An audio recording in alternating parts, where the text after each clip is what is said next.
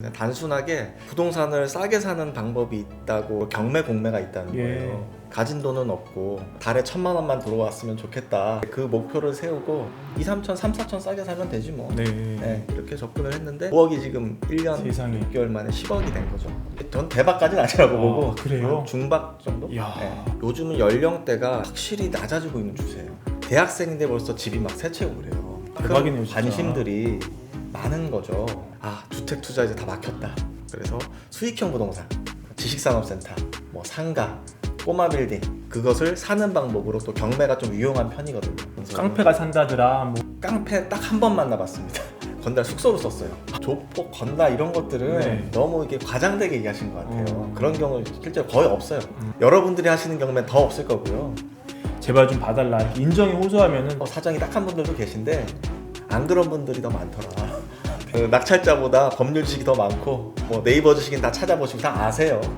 연락을 해도 안 받아요. 찾아갔는데 문도 안 열어줘요. 신청서를 법원 집행관 사무실에 내는 거죠. 움직여 주시는 거는 그 집행관님들이 있거든요. 절차에 따라서 충분히 언제까지 나가달라고 얘기를 하고 뭐 연락 안 받으면 어떡하지? 족복 있으면 어떡하지? 이거는 95% 이상이 다 기우입니다. 그런 경우 5% 이하예요. 편하게 생각하셔도 될 것 같습니다.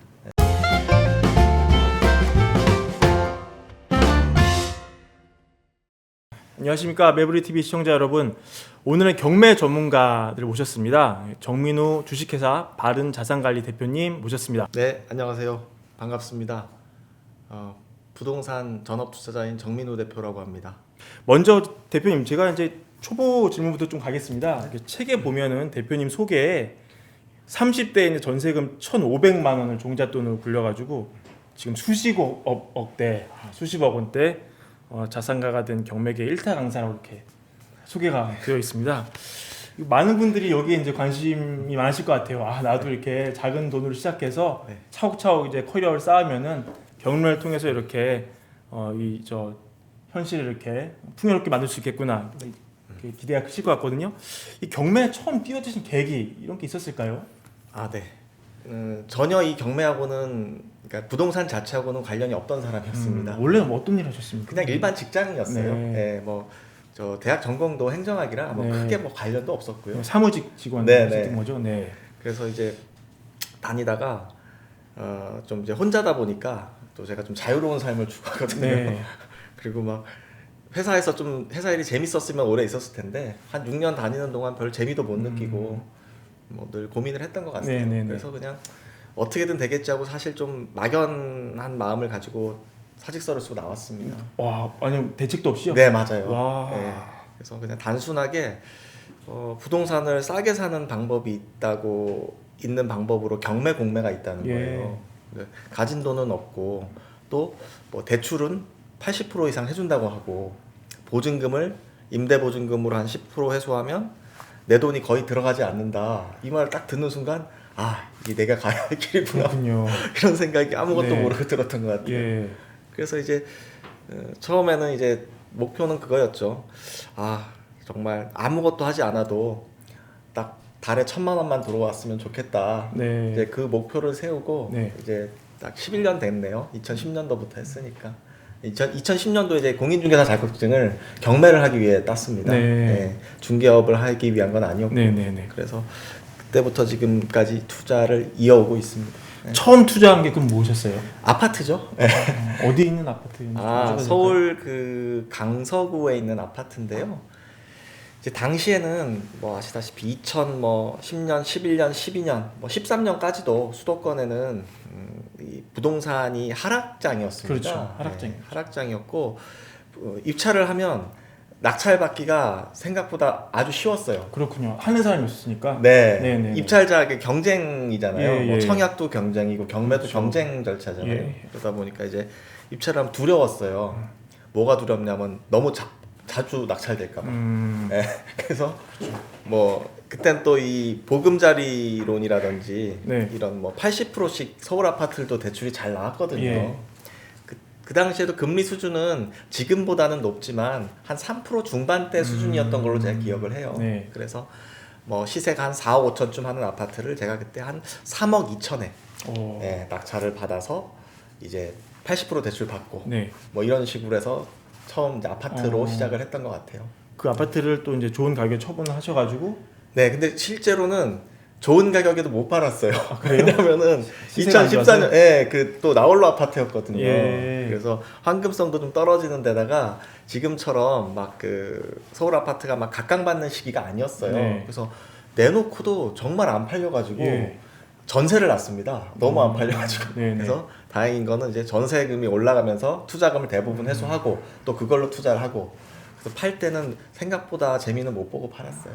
네. 그렇군요. 팔고 나니까 막 올라가더라고요. 이렇게 한두 번의 사실 성공으로 네. 지금 같은 이제 부를 일구시지는 못할 것 같고요. 네. 여러 차례 이제 누적이 되면서 어느 순간 정신을 차려 보니 와 내가 이제 네. 정말 이제 꽤 이제 남들이 이제 부자라고도 불러주는 이제 그런 자리에 오르셨을 것 같거든요. 그 과정을 좀 자세하게 설명 부탁드려도 될까요? 후학들을 위해서. 아, 네. 네. 아, 외부리 TV 시청자분들이 경매 부동산에 관심 있는 분들이 많아요. 그럼요. 엄청 많으실 겁니다. 근데 잘 길을 모르셔가지고 아마 네.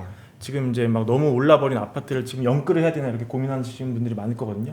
그래서 경매라는 어떤 새로운 틈새 길을 알면은 굉장히 많은 도움이 되실 겁니다.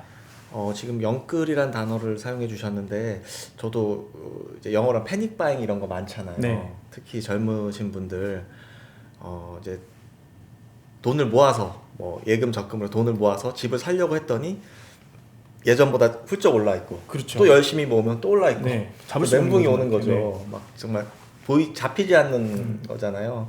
그래서 이제 부동산을 취득하는 방법에는 중개업소 가는 가장 흔한 방법으로 중개업소 가서 일반 매물을 사는 방법이 있겠죠. 네. 뭐 금매도 좋고요, 일반 매매도 좋고, 혹은 뭐 청약도 있습니다. 사실은 그게 청약 가점이 높은 분들은 사실 굳이 경매를 할 필요는 그렇죠. 없어요. 네. 이 경매는 그냥 부동산을 싸게 사는 한 방법으로서 접근을 하시면 좋을 것 같고요. 내 집 마련에 있어서는 경매도 아주 좋은 수단입니다. 하지만 가점이 굳이 내가 높고 부양 가족이 많고 이런 분들은 경매를 하실 필요는 없을 것 같고요. 네. 또 투자 대상으로도 아파트만 있는 것은 아니거든요. 제가 물론 10년 전에는 아파트, 빌라, 오피스텔부터 시작을 했지만 지금은 그런 투자를 사실 많이 하고 있지는 않아요. 네. 그래서 어떤 방법이 됐던 개인마다 원하 추구하시는 방향이 다 다르실 겁니다. 누구는 월세 투자를 원하실 거고요. 누구는 시세 차익형 투자를 원하실 거고. 그래서 초보자분들이라면 일단 경험 쌓기가 저는 먼저라고 생각을 해요. 조금 뭐 쉬운 방법부터 말씀을 드리면 저는 좀 열심히 움직인 편이에요. 지역도 한정 짓지 않고요. 돈이 없다 보니까 이제 지방 쪽에 상가 이런 것들도 많이 입찰했거든요. 먼저 지금 그 낙찰을 지금 받은 게 그러면 다 합치면 막 몇십 건이 넘습니까? 몇십 건이 아니라 한 200여 건 될 거예요. 200여 건이요. 와. 세상에. 물론 거기에는 제 거, 제 지인 거, 친구 네. 거, 뭐 수강생분들 네, 네. 뭐 다 포함이 되어 있지만 직접 제가 처리한 건수만 그렇다는 와, 말씀이에요. 네. 그렇군요. 그리고 또 저의 뭐 이 특징이 종별을 가리질 않아요. 예. 아파트, 빌라, 뭐 상가, 지식산센터 이런 거 네, 다 직사센터, 다루신다는 상가, 거죠? 뭐 모텔, 뭐 다가구, 단독 뭐 네. 가리질 않습니다. 왜냐면은 싸게 사는 로직은 같거든요. 가릴 이유도 없고요. 하지만 제가 이제 한 2012년, 13년 요때 네. 부동산이 막 오르기 전에 낙찰받기가 좀 다소 쉬운 편이었잖아요. 네. 그때 좀 많은 경험을 했던 것 같아요. 왜냐면 예를 들어 이제 그때는 막 미분양 물량도 많이 쏟아질 시기였거든요. 수도권에. 그러면 입찰을 할 때 한 건이 아니라 저는 이 입찰 계획표를 세웠어요. 한 단지에 막 경매 매물이 한 20여 건씩 나온 단지도 있었거든요. 그러면 입찰 계획을 세워서 계속 입찰하는 거죠. 그러면 낙찰이 뭐 2번 가면 1번 이상은 낙찰을 받아왔거든요. 그래서 계속해서 밥 먹고 낙찰 받고 명도하고 수익 실현하고 밥 먹고 낙찰 받고 명도하고 수익 실현하고 이거를 뭐 금세 반복하다 보니까 물론 이 하락장이었기 때문에 막 그 여러 채를 매입을 한다고 해서 수익이 크진 않았습니다. 네. 예, 다만 대출을 80% 받고 임대 보증금을 2-3천만 원 회수하면 저는 또 이렇게 중소형 아파트는 접근하지 않았거든요. 예, 왜냐면은 사람들이 많이 몰리는 것 자체를 제가 좋아하질 않아요. 그래서 중대형 아파트 한 60평대 아파트를 제 돈 한 3천만 원 정도로 분양가는 막 6, 7억 되는 거였어요. 그런 거를 실투자금 3천만 원으로 사게 된 거죠. 어떻게 해야 3천만 원 살 수 있나요? 그러니까 예를 들어서 뭐 6억짜리를 제가 평균 낙찰받은 게 2억 5천에서 3억 사이였거든요. 네. 그러면은 예를 들어 뭐 3억이라고 치죠. 그러면 38이 23에 2억 4천 대출 받고 보증금 3천 해소하면 답 나오시죠? 그렇군요. 예. 그럼 2억 4천에 대한 이자는 뭘로 내냐면 그 대형 아파트 그때 월세 시세가 한 80에서 90만 원 됐어요. 그거를 내고도 한 30만 원 이상 남았던 것 같아요. 물론 그때하고 지금 약간 대출 시기 이 성향은 다릅니다. 왜냐면 지금은 거치 기간이라고 하죠. 대출 거치 기간이 맥스가 1년으로 알고 있어요. 맞아요. 예. 네. 근데 은행권은? 그때는 네. 맞아요. 근데 3년도 많았거든요. 그래서 저는 인플레이션에 베팅하는 사람이거든요. 예. 부동산 투자자는 대부분 인플레이션에 베팅한다고 보시면 돼요. 네. 예. 그래서 그 인플레이션 해치할 수 있는 가장 좋은 대출 방법은 이 한도는 풀로 가장 높게 또 거치 기간을 가장 길게 가는 거를 기본 베이스로 해서 계속해서 움직였습니다. 그러면서 많은 경험을 쌓을 수가 있었어요. 결정적으로 막 좀 대박난 투자 이 사례 몇 가지만 좀 소개 가능할까요? 대박이요. 네. 뭐 솔직히 말씀드리면 대박난 투자는 없었던 것 같아요. 그래요? 네, 계속 조금씩 의외로. 쌓인 거예요, 이렇게? 네네. 이 경우에 이런 제가 이 부동산 투자만 하고 있지는 않거든요. 뭐 주식도 하고 있고 채권도 하고 하는데 네네. 대박은 한 번도 제가 운이 없어서 그런지 대박은 없었던 것 같고 이런 경우는 있죠. 이제 뭐 조금 소박인 줄 알았는데 중박을 싸게 사놓고 보니까 어떤 개발 호재가 터져가지고 중박이 됐어요. 어떤 사례였습니까? 그런 거? 뭐 그런 것도 많죠. 뭐 예를 들어서 지금 최근에 네. 서울 아파트 같은 경우는 최근 사례를 한번 설명드릴게요. 네네, 하나 설명해 최근 주세요. 사례를 드리면 사례가 재밌으니까. 불과 이제 몇 년도냐면 지금 2021년이죠. 네. 2019년 한 6월이었어요. 1년 몇 개월 전에. 2019년 6월 정확하게 네네네. 기억해요. 2년이 잘 안 됐죠. 1년 8개월 전에 이제 서울에 그 34평형 아파트가 나왔습니다. 네. 어디였습니까? 저? 목동입니다. 목동. 네, 오. 목동. 알짜 괜찮죠? 지역이네요. 알짜 지역인데 근데 목동 아파트가 아니라 목동 아파트는 지금 이미 하늘 높이 날아가 있죠. 네, 네. 네, 저도 잡고 싶었는데 못 잡았어요. 네. 근데 저는 이제 이런 학군을 좀 중요하게 여기거든요. 뭐 대치동, 뭐 중계동, 목동 이런 데는 기본적으로 전세 수요가 끊임없이 있어요. 그래서 임대를 놓을 때도 항상 마음이 좀 편한 지역이거든요. 그래서 그런 지역은 항상 이제 경매 입찰을 하는 편인데 네. 이제 목동 아파트가 물론 지금 현 정부에서는 공급이 두 가지밖에 없어요. 뭐 재건축 아니면 재개발이거든요. 네. 이거를 어쨌든 현 정권에서 막고 있으니까. 그렇죠. 네. 그래서 지금 눌려 있다고 저는 봤고. 하지만 언제까지 그 막 녹물 나오는 아파트에서 뭐 4, 50년 살 수 없는 거잖아요. 언젠가는 될 텐데 이제 장기적으로 보고 접근을 한 겁니다. 전세 수요가 생길 수밖에 없겠다. 나홀로 아파트지만. 그래서 그거를 제가 얼마에 낙찰을 받냐면 5억 600만 원에 낙찰을 받았고요. 그 당시 시세는 얼마 정도 됐었어요? 그때 뭐 한 5억 5천 정도 했던 것 같아요. 예, 물론 뭐 금매로 사면 5억 5천이면 살 수 있었는데 이제 저는 경매로 매입할 때 막 큰 욕심을 부리지 않거든요. 뭐 한 2, 3천, 3, 4천 싸게 사면 되지 뭐. 네. 예, 이렇게 접근을 했는데 예. 이제 한 1억 정도 이제 마진을 보고 들어갔어요. 예, 한 요렇게 사면 최소 6억 초반에는 팔겠다. 예, 그런 생각을. 근데 어차피 단기는 아니니까. 그런데 이제 그거를 이제 전세 시세가 그 당시 한 4억 7천 정도였거든요. 네. 그러면 내 실투자 금액이 얼마 안 들어가잖아요. 그렇죠. 예. 근데 그게 지금 2년이 채 안 됐거든요. 근데 불과 한 달 전인가 이제 10억에 팔라고. 와. 그러면 5억이 지금 1년 세상에. 6개월 만에 10억이 된 거죠. 요 정도면 괜찮나요? 그럼 대박 투자인데요, 대박 투자. 예. 요런 이제 전 대박까지는 아니라고 보고 그래요? 한 중박 정도? 이야. 예. 뭐 초보자분들이 그게 사실 뭐 어려운 게 아니거든요. 그냥 누구나 가서 입찰할 수 있었고 네, 전세로 세팅해서 실투자금을 뭐 한 4, 5천만 원, 3, 4천만 원으로 세팅할 수 있었고 그냥 가만히 기다리면 되는 거고 물론 이거는 뭐 5억이 10억이 됐다고 해서 그 5억 마진을 다 가지고 갈 수 있다는 뜻이 아니에요. 세금을 또 그럼요. 내야죠. 이거는 또 아직도 보유하고 있기 때문에 이거를 실제적으로 이제 수익률은 세후 수익률이잖아요. 예. 그래서 다주택자 같은 경우는 지금 이제 6월 1일 이후에는 아시다시피 거의 양도 차익의 한 70% 이상, 약 75% 정도를 세금으로 내셔야 합니다. 예. 그래서 항상 세후 수익률을 계산하면 뭐 그렇게 대박은 아니다. 예. 그냥 어차피 장기로 가져갈 거니까 이렇게 뭐 이런 마인드로 투자를 하고 있습니다. 예, 대표님이 이 책도 쓰셨지만 지금 경매를 이제 강의를 하시는 입장이잖아요. 아, 네. 그래서 지금 이제 강의를 들으러 오시는 분들 이런 네. 분들은 이제 어떤 게 관심이 많아서 경매를 하러 오시는지 궁금하고요. 또 경매가 또 굉장히 복잡하고 어려운 거를 생각을 많이 하거든요. 왜냐면 뭐 명도도 해야 되지, 뭐도 해야 되지, 뭐도 해야 되지, 뭐 이런 좀 복잡한 그런 것들이 있는데 이런 걸 다 이제 물리칠 만한 경매의 최고 장점 이게 뭐가 있을까요? 지금 오시는 분들 보면 제가 지금 2년이 훨씬 넘었어요. 네, 강의하신지요? 네네. 제가 17년 3월에 이제 부동산 관련 첫 책이 나왔는데 네.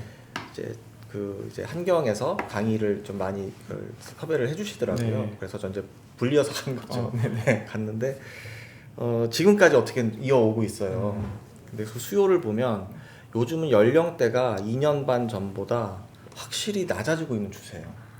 심지어 지난주에는 대학생분들도 지금 와. 오시고요.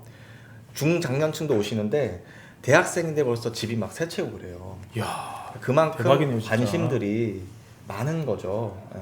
그래서 지금 오시는 분들 보면 지금 뭐 617, 710 대책 이후로 막 1인 법인 엄청 유행했잖아요. 네네. 예. 그거 제가 그날도 뭐 이제 후랭이 TV에서 인터뷰 할 때 말씀드렸거든요.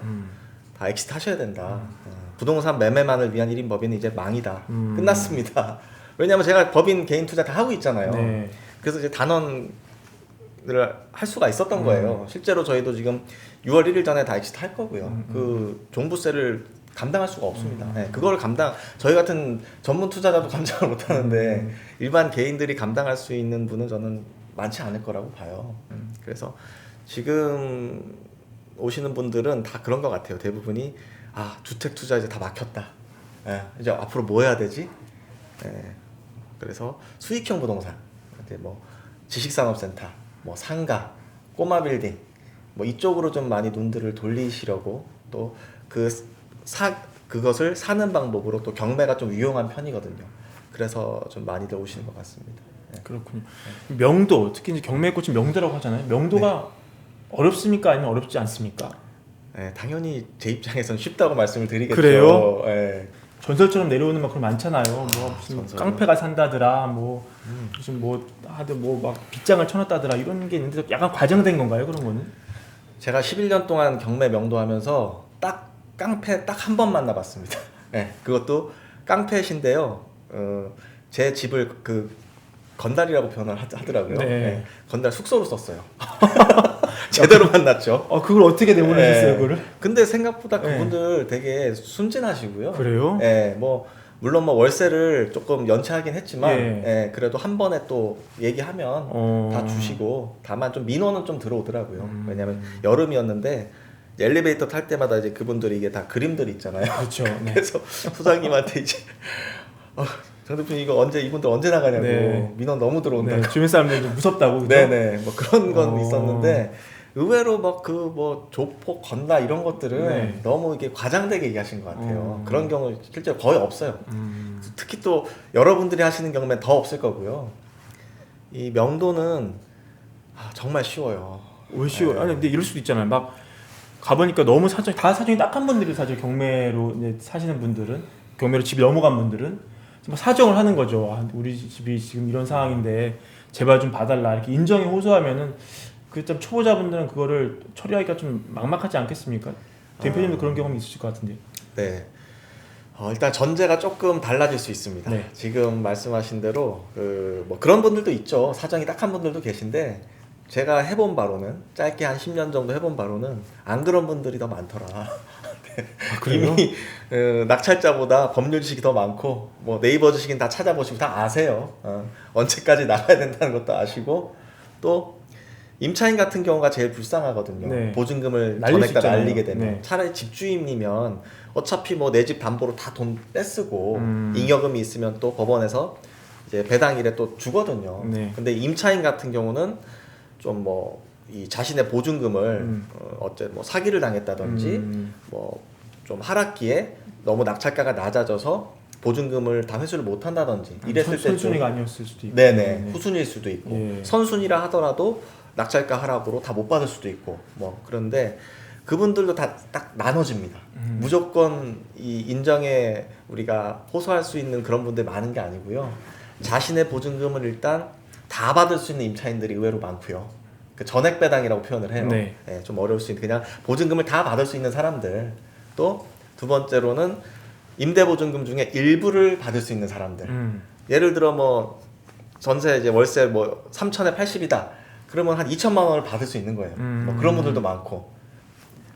가장 불쌍한 케이스가 전세금이 뭐 3억이다. 근데 이거를 뭐 전액 다 날린다든지 지금 그런 경우도 기자님께서 말씀하신 그런 케이스죠. 그럼 그런 케이스는 저는 이 명도 금액이 어떤 분들은 뭐 평당 얼마 뭐 얼마 지급을 이사비로 지급을 하는 게 좋다. 사실 이사비를 지급할 의무가 전혀 없어요. 예, 그냥 서로 좋은 게 좋은 거니까 조금 매끄럽게 일 처리를 위해서 주는 건데 그 이사비도 제가 지금 마지막에 말씀드린 네. 그분들한테는 저는 이렇게 넉넉하게 지급을 해드리는 편이에요. 하지만 자신의 보증금을 다 받거나 일부를 받는데 대부분 또 이 경매가 진행되면 월세들을 잘 안 내세요. 그러면은 뭐 80만 원 1년만 안 내도 벌써 1000이잖아요. 그렇죠. 그래서 이제 뭐 그런 것들을 봤을 때 정말 이 불쌍하신 분들이 의외로 그렇게 많지는 않다. 혹시 있다면 당연히 이사비를 좀 넉넉히 드리면서도 얼마든지 할 수 있다. 그리고 무엇보다 뭐 채무자 겸 소유자가 됐던 임차인이 됐건 이 경매에는 인도명령이라는 좋은 제도가 있어요. 소송 없이 이 신청서 한 장으로 점유자를 이제 깔끔하게 명도를 해주는 그런 방식이 있거든요. 네. 이게 뭐 대단히 어려운 게 아닙니다. 그냥. 제가 잘 모르니까 이제 초보자 관점에서 질문 하나만 더 드릴게요. 네네. 이런 거죠, 뭐 연락을 해도 안 받아요. 찾아갔는데 네. 문도 안 열어줘요. 벨 눌러도 인기척도 없어요. 있죠 그런 경우. 그런 경우는 이제 어떻게? 제가 하는 말씀드린 대로 그때는 저는 이제 찾아가지도 않아요. 거예요? 네. 그냥 법원 가서 사건 열람해보고 뭐 연락처 있으면 전화 한번 해보고 아니면은 뭐 직원분에서 그냥 문 두드려서 없으면은 그냥 그분하고 더 이상은 이제 저는 이제 의사소통을 저랑 할 생각이 없다고 판단을 하는 겁니다. 그러면은 뭐 마음 상해하거나 뭐 기분이 다운돼 그게 아니라요. 그냥 하나의 절차예요. 제가 아까 말씀드린 신청서를 법원 집행관 사무실에 내는 거죠. 그러면 결국 움직여 주시는 거는 그 집행관님들이 있거든요. 그냥 알아서 그 절차에 따라서 예, 충분히 언제까지 나가달라고 얘기를 하고 또 그 유체동산이라고 표현을 해요. 그 짐들, 집 내부에 있는 짐들을 안전하게 보관 창고에 이동을 해서 언제까지 또 찾아가라고 최고도 하고 그 절차들이 다 있습니다. 물론 시간은 걸리겠죠. 네. 예, 그래서 그 명도 기간까지 충분히 감안을 해서 입찰을 하시면 되는 것이지 뭐 연락 안 받으면 어떡하지? 뭐 족복 있으면 어떡하지? 이거는 조금 지금 시대에는 좀 맞지 않는 얘기인 것 같습니다. 네. 예, 알겠습니다. 2천만 원 제가 만약에 있어요 지금. 이제 네. 그걸로 이제 제가 이제 경매에 막 뛰어들었습니다. 그러면 그래서 이제 정 대표님을 찾아간 거죠. 네. 그러면 이제 수강생인 저에게 네. 2천만 원을 갖고 오셨으니까 이걸로 투자를 하시면 일단 기대 수익을 어느 정도로 보시면 될 것 같습니다라고 얘기를 하시겠어요? 수익은 이제 굳이 2천만 원이 아니라도요. 뭐 2천이 됐건 5천이 됐건 초보자일수록 좀 기대 수익을 낮게 잡는 게 좋습니다. 예. 좀 초보자분들이 좀 잘못 알고 계신 게 경매 공매하면 뭐 대단히 많은 수익이 나는 줄 알고 계세요. 그렇게 저도 생각을 사실 했거든요. 예, 그런 거 없어요. 네. 예. 10년 전에도 경매 끝물이란 말을 저는 들었고요. 예. 그때도 막 경매 돈한데 5년 전에도 그랬고요. 지금도 그래요. 5년 뒤에도 그러겠네요. 5년 뒤에 똑같은 네. 얘기하고 있을 거예요. 근데 지금 이 순간에도 경매 공매로 돈 버는 사람들 정말 많거든요. 예. 그래서 이제 그런 말에는 귀를 닫으시고요. 네. 예. 일단은 좀 목표 수익을 낮게 잡으세요. 이 경험이 일단 있어야 돼요. 저도 처음부터 뭐 건물을 했겠어요. 네. 그죠? 그러면은 처음에는 막 빌라도 해야 될 수 있고요. 특히 2천만 원이면은 그 경매인들의 성지가 있습니다. 인천 빌라. 인천 빌라. 이- 왜 성지입니까? 예, 싸거든요. 일단 기본적으로 거기부터 시작을 하나요, 다들? 예, 왜냐면 되게 싸요. 예. 그리고 임대가 그나마 좀 잘 나가는 지역이에요. 또 나의 노동력이 투입이 되면 또 그만큼 좀 마진을 좀 더 볼 수 있는 발품을 잘 팔면은 발품도 팔고 네. 이 막 인테리어 같은 거 있죠. 아 인테리어. 가공을 좀 해야 돼요. 예. 그렇게 하면 좀 이제 2천만 원 정도로 이렇게 하시는 분들이 많은데 이제 그건 이제 초보일 때 경험 쌓기용이고 이제 저희 투자는 사실 그런 투자를 지향합니다. 지향하진 않아요. 너무 이제 고생만 되고 돈은 못 벌고 그렇죠. 그런 거죠. 예, 일단은 내 노동력이 투입되는 투자는 저는 별로 선호하지는 않거든요. 근데 직장인들은 그걸 하실 수 없을 것 같아요. 네, 하지만 독하게 하시는 분들 의외로 많아요. 그래요. 주말에 가서 막 맞아요. 공사하시고. 네, 주말에 가서 막 페인트 칠하고 뭐 이렇게 하시는 뭐 등도 갈고. 그러니까 인테리어에게 합청을 맡기면 이제 수익이 안 나오는 거죠. 예, 좀 아무래도 수익 마진이 좀 많이 음. 줄어들겠죠. 예, 그래서 직접 하시는데 이제 그것도 이제 초보 때는 저는 괜찮은 경험이라고 봐요. 그것도. 그래서 2천만 원일 때는 그런 뭐 인천 뭐 하객동이라든지 이렇게 빌라촌이 있거든요. 그렇게 해서 접근하시면 오히려 낙찰가보다 전세가가 높은 경우가 있어요. 어우. 이번에 그 수강생이 낙찰 불과 얼마 지금 잔금도 안 된 사건이거든요. 한 2주도 안 됐어요. 낙찰 받은 지. 서울 화곡동. 화곡동에 또 빌라가 많잖아요. 빌라를 예, 그 예. 까치산역 아시죠? 예. 거기가 그 이 빌라 밀집도가 전국에서 탑이에요. 오, 그 정도예요? 네, 탑인데 또 교통은 좋습니다. 왜냐면 2호선, 5호선이 만나는 그렇죠. 네. 여기거든요. 네. 2호선은 또 순환선이잖아요. 그렇죠, 물론 그렇죠. 지선이긴 하지만 그래서 거기를 초보인데 첫 입찰에 첫 낙찰을 받은 거예요. 이야. 왜냐하면 제가 이렇게 늘 안전 마진을 그러니까 목표 수익을 좀 줄이고 경험이 먼저 우선이다. 네. 차차 경험을 쌓아나가면서 수익 폭이 커지는 거다. 이 얘기를 항상 해주거든요. 그래서 그냥 그분들은 저 믿고 그냥 던지는 거예요. 그냥 믿는 구석이 있잖아요. 일단 제가 어떻게든 명도 절대 겁내지 마라. 못하면 내가 다 해줄게 이렇게 하거든요. 그래서 낙찰 받았단 말이에요. 근데 첫 낙찰인데 낙찰가가 전세가보다 1,000만 원 이상 싸요 지금. 그래요? 그래서 첫 투자부터 그냥 플러스 피. 네. 그리고 더 웃긴 건 3일 있다 또 아파트를 또 낙찰 받았어요. 예. 그러니까 두 번 입찰해서 두 번 다 낙찰 받은 거죠. 음. 갑자기 생각이 나는데 그래서 이거는 경매라고 하면 많은 분들이 잘못 알고 계신 게 뭐 권리 분석 대단한 권리 분석을 막 잘 알아야 될 것 네. 같고 막 위험할 것 같고 낙찰 받으면 이 명도 어떻게 해야 되지? 연락 안 받으면 어떡하지? 뭐 아저씨들 많으면 어떡하지? 네. 뭐 이런 생각. 이거 95% 이상이 다 기우입니다. 그런 경우는 5% 이하예요. 그렇군요. 네, 그래서 좀 편하게 생각하셔도 될 것 같습니다. 네, 편하게. 네. 알겠습니다. 주택 마련 주식 대박 매불이 하나면 오케이입니다. 매불이 구독 누르시면 부자 됩니다. 좋아요 누르시면 더 부자 됩니다.